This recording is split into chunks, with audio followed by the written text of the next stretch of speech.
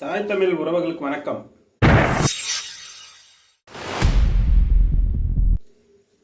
இது மனித வரலாறு பாகம் 6.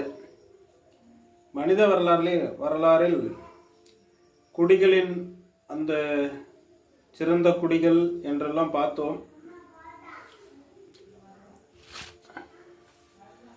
பார்த்து இந்த குடிகள் சிறந்ததாக இருந்தது என்றெல்லாம் சொன்னோம். இவைகளெல்லாம் மனிதனுக்கு தேவைப்படக்கூடிய குடிகள். அனைத்து குடிகளும் தேவைப்படுகிறது. இருந்தாலும் அந்த ஆதி காலகட்டத்தில் இந்த குடிகள் முக்கியமாக முதலில் தோன்றியிருக்கும் என்று நான் கருதுகிறேன். ஆகையால் இப்படி மனிதவர்கள் குடி குலமாக மாறி வந்திருக்கிறது. அந்த காலகட்டத்தில்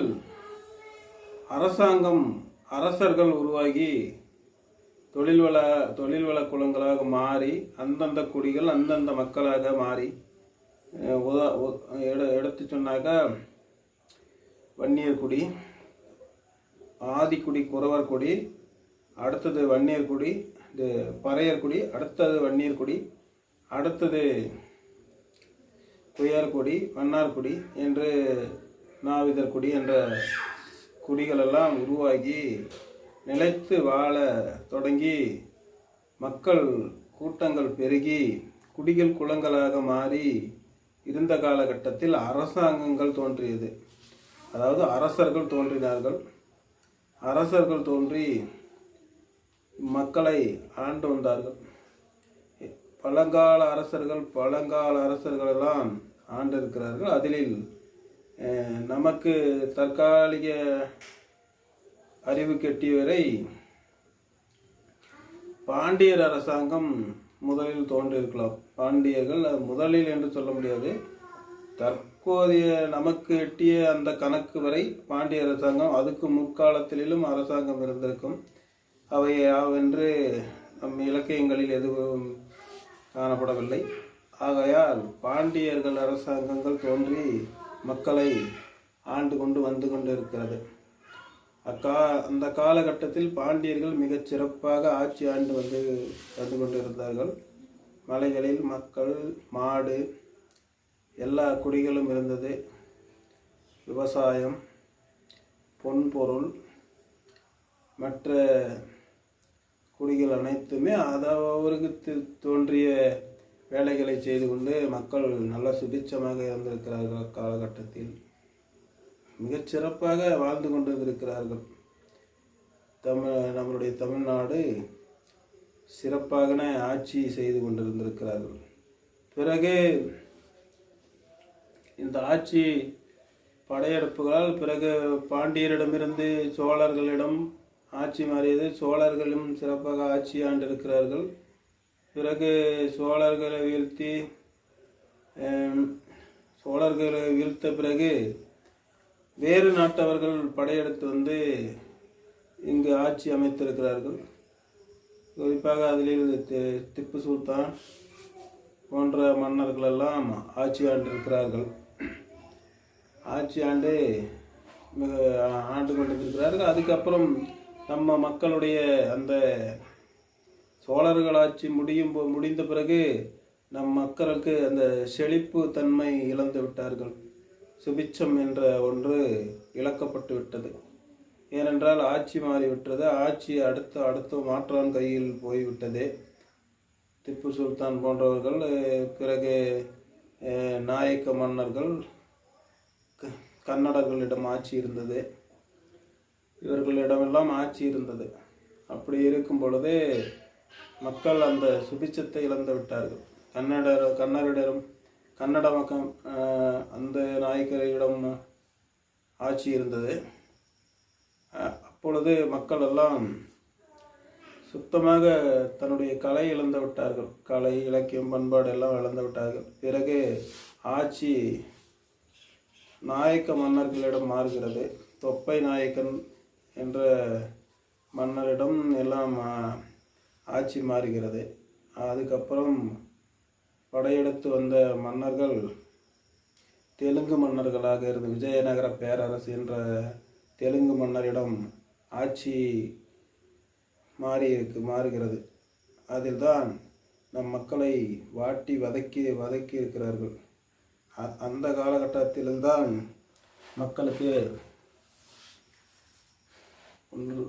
ஒன்றுமே சரிவர ஆட்சி நடக்கவில்லை. எதிர்ப்பு மக்கள் தெரிவித்திருக்கிறார்கள். நம்மளுடைய தமிழ் மன்னர்களிடம் இருந்த அந்த ஆட்சி தெலுங்கு மன்னரிடம் போகும்பொழுது மக்கள் ஒவ்வொரு பகுதியிலும் சிற்றரசர்கள் இருந்திருக்கிறார்கள். அவர்கள் எல்லாம் பெரும்பாலும் தெலுங்கர்களாகத்தான் இருந்திருக்கிறார்கள். தெலுங்கர்கள் தன்னுடைய இஷ்டப்படிதான் இந்த மக்கள் வாழ வேண்டும், நாங்கள் சொல்வதை தான் கேட்க வேண்டும் என்றெல்லாம் மக்களை அடக்கி ஒடுக்கி ஆண்டிருக்கிறார்கள்.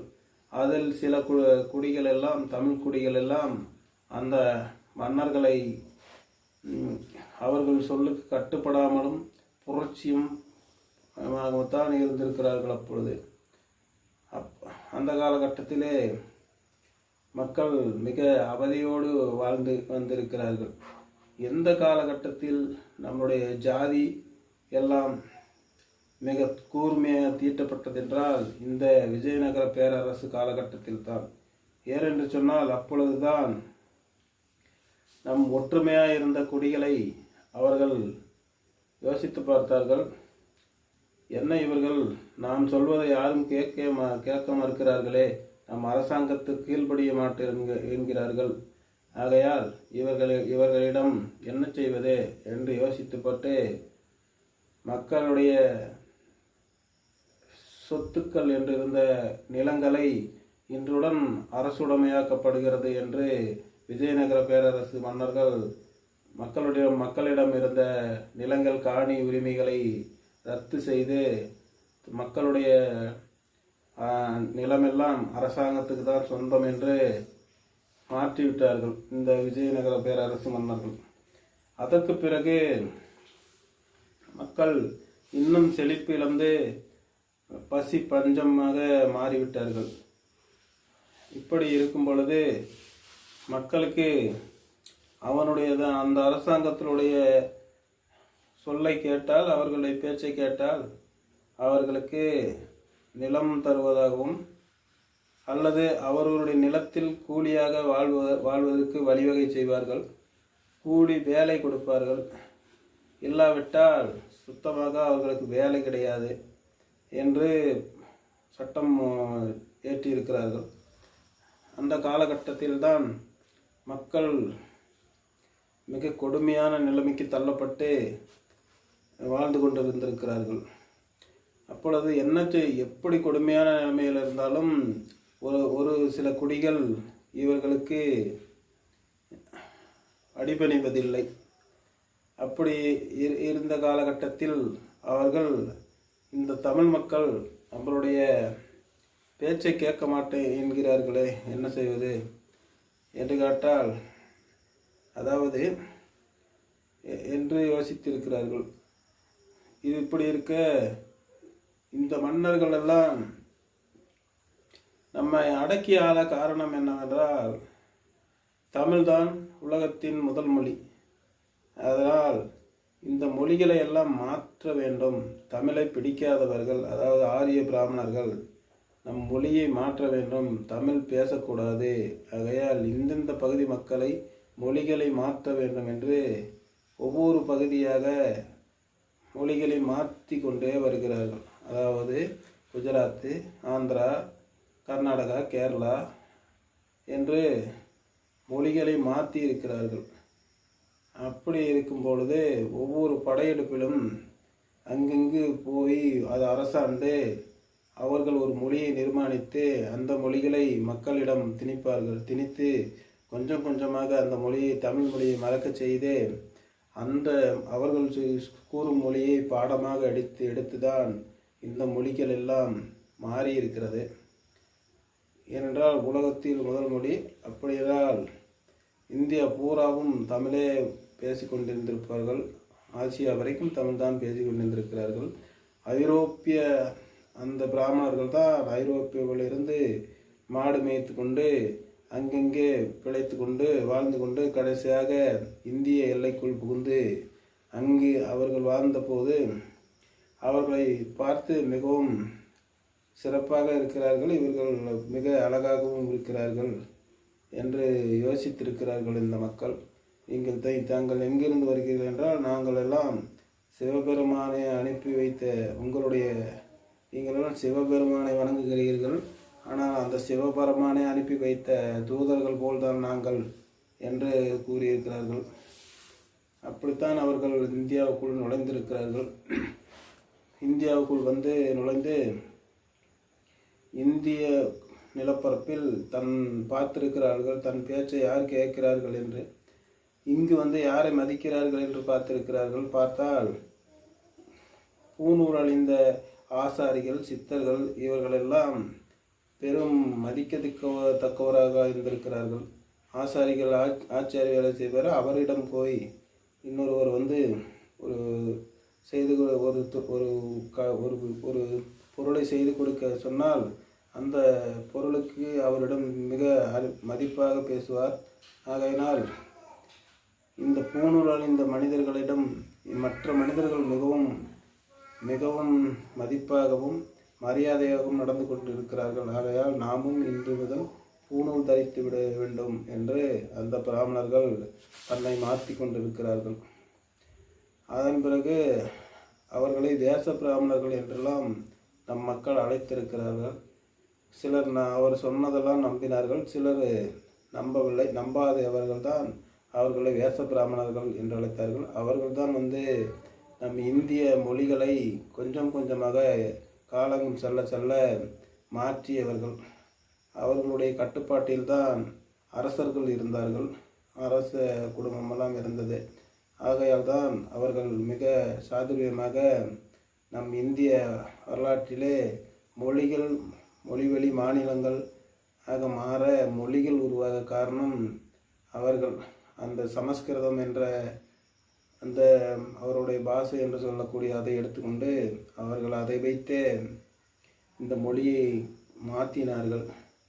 தமிழிலிருந்து தமிழும் சமஸ்கிருதமும் கலந்தது தான் தெலுங்கு, தமிழும் சமஸ்கிருதமும் கலந்தது தான் மலையாளம், தமிழும் சமஸ்கிருதமும் கலந்தது தான் கன்னடம் என்று பல்வேறுபட்ட மொழிகள் உருவாக காரணமாக அந்த பிராமணர்கள் இருந்திருக்கிறார்கள்.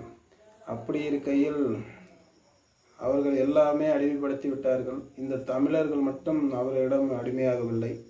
எல்லா பகுதியும் மாற்றி மாற்றி மாற்றி கொண்டு வர இந்த தமிழ்நாடு மட்டும் ஒரே மொழியில் இருந்தது. இங்கு வாழ்ந்த மக்கள் ஒரே மொழியாக இருந்தார்கள். ஆகையால் இந்த மக்களிடம் மாற்ற இயலவில்லை. ஆகையால் படையெடுத்து வந்த விஜயநகர பேரரசு இந்த மொழியை மாற்றி நம் மொழி தமிழகத்தையும் மாற்றிவிட வேண்டும். ஏனென்றால் ஆதி மொழியாக எதுவும் இருக்கக்கூடாது, இருந்தால் நமக்கு மதிப்பில்லை என்று அந்த பிராமணர்கள் எண்ணியதால் இந்த மொழியை மாற்ற வேண்டும் என்றுதான் இந்நாட்டில் படையெடுத்து இம்மொழியை மாற்ற நினைத்தார்கள். அந்த மொழி தான் தமிழ் மொழி. அவர்களுக்கு பிடிக்காத ஒரு மொழி என்றால் அது தமிழ் மொழியாகத்தான் இருக்க வேண்டும் அவர்களுக்கு. ஆகையால் இந்த நாயக்கரின் வரலாற்றில் அவர்களுடைய அந்த கொலு மண்டபத்தில், அதாவது ராஜ மண்டபத்தில் யாராவது போய் தமிழில் பேசினால் நாக்கை அறுப்பதும் காதில் ஈயத்தை காசி ஊற்றுவதுமாக தண்டனை கொடுத்திருக்கிறார்கள். ஆகையால் தமிழ் மொழி யாரும் பேசக்கூடாது என்று கூட தண்டனை கொடுத்திருக்கிறார்கள். இப்படியெல்லாம் நடந்திருக்கிறது. அப்படி இருக்கையில் தமிழ் மொழி இன்னும் வாழ்கிறது என்றால் அது தமிழ் தாயின் சக்தி என்றுதான் சொல்ல வேண்டும், சிவபெருமானால் பேசப்பட்ட மொழி என்றுதான் சொல்ல வேண்டும். அப்படி இருக்கையில் அவர்கள் நம் நாட்டை பிடித்து இங்கு ஆண்டு கொண்டிருந்தார்கள். இங்கு வாழும் பொழுது இங்கு ஆண்டு கொண்டிருந்த மக்கள் அவர்களுடைய பேச்சை கேட்பதில்லை, அரசாங்கத்துக்கு எதுவும் பணிந்து நடப்பதில்லை என்று எண்ணி அவர்களுக்கு என்ன செய்வது என்று தெரியவில்லை. அப்படி இருக்கையில்தான் அதுவும் இங்கு அவர்கள் நாட்டை எப்படி பிடித்தார்கள் என்றால், அங்கிருந்து வர முதலில் நம் தமிழ்நாட்டுக்கு அவர்கள் வருவதற்கு முன் இந்த தெருக்கூத்தாடிகளை தான் அனுப்பியிருக்கிறார்கள். அதாவது அரச மண்டபத்தில் கூத்தாடக்கூடிய அந்த அழகு வாய்ந்த பெண்களை தான் அனுப்பியிருக்கிறார்கள். மிகச் சிறப்பான அழகு வாய்ந்த பெண்களாக இருப்பார்கள் அவர்கள்.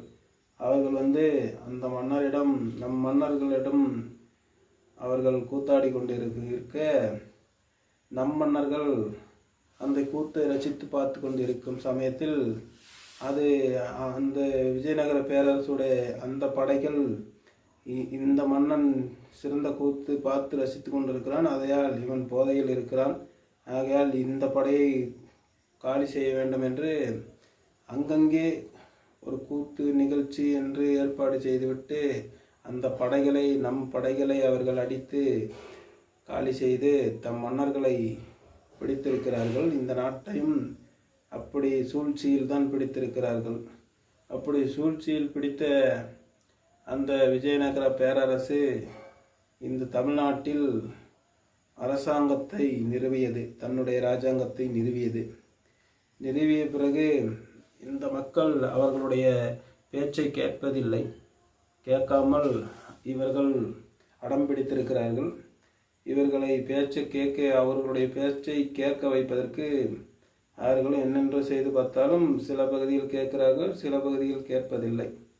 இப்படி இருக்கையில் என்ன செய்வது என்று பார்க்க பிராமணர்களை கேட்டார்கள். பிராமணர்கள், நாங்கள் சொல்கிறோம், அதுக்கு வழியே சொல்கிறோம், ஆனால் இங்கிருந்த கோயில்களில் நாங்கள் தான் பூசாரியாக இருக்க வேண்டும்.